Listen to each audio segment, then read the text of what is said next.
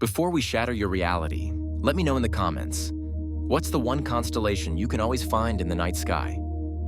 You look up at the night sky. You find the Big Dipper, maybe Orion's belt. They feel permanent, unchanging, like old friends who have been looking down on us since the dawn of time. They feel as solid and real as the mountains and oceans, a kind of cosmic bedrock. But what if I told you they're not real? Not in the way you think. What if I told you the most famous pictures in the sky, the ones our ancestors used to build civilizations, are a giant cosmic illusion? A beautiful, elaborate trick of the light? A story we've been telling ourselves for 100,000 years? Today, we're not just listing constellations. We're not going to talk about the 12 zodiac signs or which one is yours. We're asking a bigger question. What is a constellation anyway? And the answer is way weirder and frankly way more interesting than you probably imagine. First, we need to talk about our brains. Our brains are pattern-finding machines. We are wired down to our neurons for one primary thing: finding patterns in chaos. It's called pareidolia. It's why we see faces in clouds, animals in wood grain, a man in the moon, and stories in random dots of light. In our evolutionary past, this wasn't a bug. It was a critical feature. That stick in the distance? Better hope your brain can tell if it's just a stick or a predator's leg. Is that a rustle in the grass? Or just the wind? Is that a smile or a sneer? Your survival literally depended on it. We are the descendants of the people who were best at seeing patterns, not just for danger, but for finding food, reading facial expressions, and making sense of a complex world. For ancient humans, the night sky was the biggest, darkest, most chaotic Rorschach test of all. A vast, terrifying blackness sprinkled with random pinpricks of light. Our brains hate random chaos. So, we did what humans do. We connected the dots. We imposed order. And that pattern-finding feature became a survival tool. Those patterns in the sky, they were the first clock, the first calendar, and the first GPS. Think about it. The ancient Egyptians knew the Nile was about to flood, bringing life-giving water and silt to the desert, when they saw the star Sirius rise just before the sun. That was their signal. It was more reliable than any mark on a stick. It was a heavenly guarantee that life was about to return to the valley. Long before compasses, Polynesian navigators sailed thousands of miles across the empty Pacific by memorizing the entire celestial sphere. They knew which stars rose where, which stars set where, and how to use them to find tiny islands in a vast ocean. Their knowledge was so precise, they could find a speck of land 1,000 miles away. Sailors in the northern hemisphere knew that one star, Polaris, never moved, and they used it to navigate the wide, dark, featureless ocean. These patterns were so important, so vital to survival. We wove our greatest myths, heroes, and monsters into them. It was the ultimate mnemonic device. It's one thing to remember that group of stars rises before the planting season. It's another to remember the epic story of Orion the Hunter and how his appearance in the sky signals the start of winter. Stories are sticky. They're the original data compression, a way to pass down life-saving knowledge generation after generation. But here's the big secret, the one that changes everything. It's all a trick of perspective.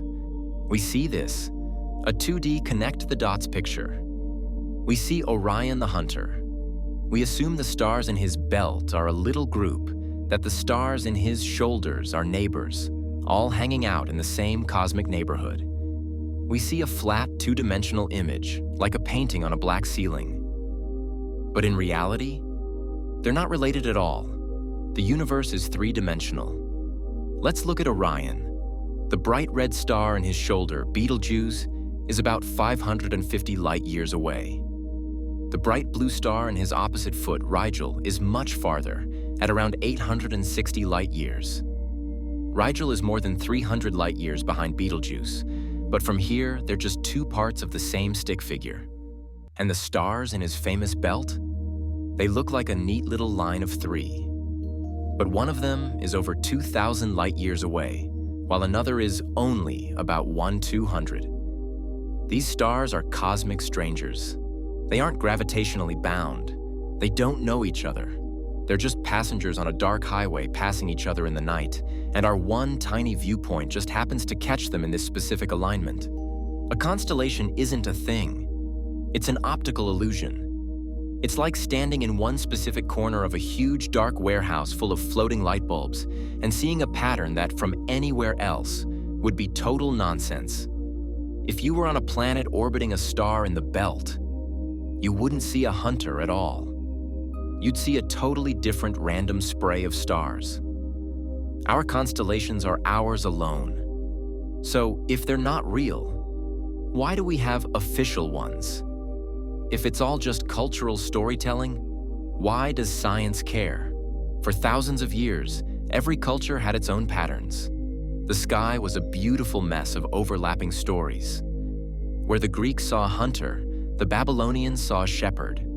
In the same patch of sky, indigenous Australians saw a canoe. This was fine for storytelling, but for the new age of global science, it was a problem.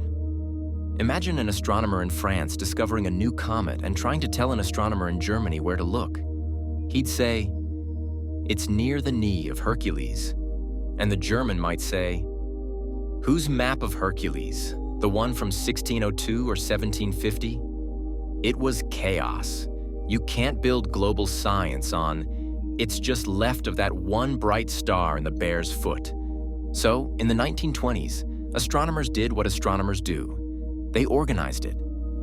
The International Astronomical Union, IAU, officially divided the entire sky, every single speck of it, north and south, into 88 official constellations.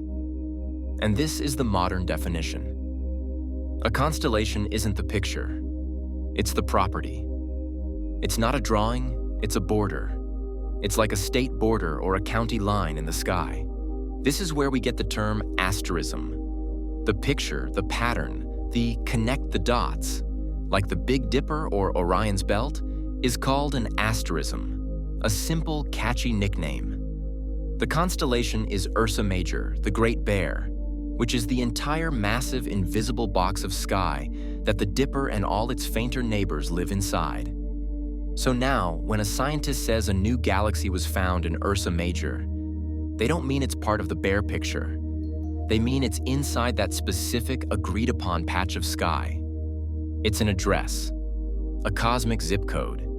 It's a system that allows an astronomer in Chile, a space telescope, and a scientist in Japan to all point their instruments at the exact same spot. But even this trick of perspective, this snapshot we're living in, won't last. Because the stars are moving. They aren't fixed dots. They are massive suns, all buzzing around the center of our galaxy on their own paths at incredible speeds, hundreds of thousands of miles an hour. The only reason they look permanent is because they are unimaginably far away. It's like watching a jumbo jet flying at 30,000 feet. It looks like it's just crawling across the sky, but you know it's moving at 500 miles per hour. Now imagine that jet is quadrillions of miles away. Imagine it's so far away that its light takes 1,000 years to reach you. That jet would be a frozen dot in the sky, even as it was breaking the sound barrier. That's what's happening with the stars.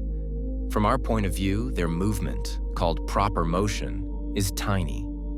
But it's not zero. Give it time, a lot of time, and the sky will change.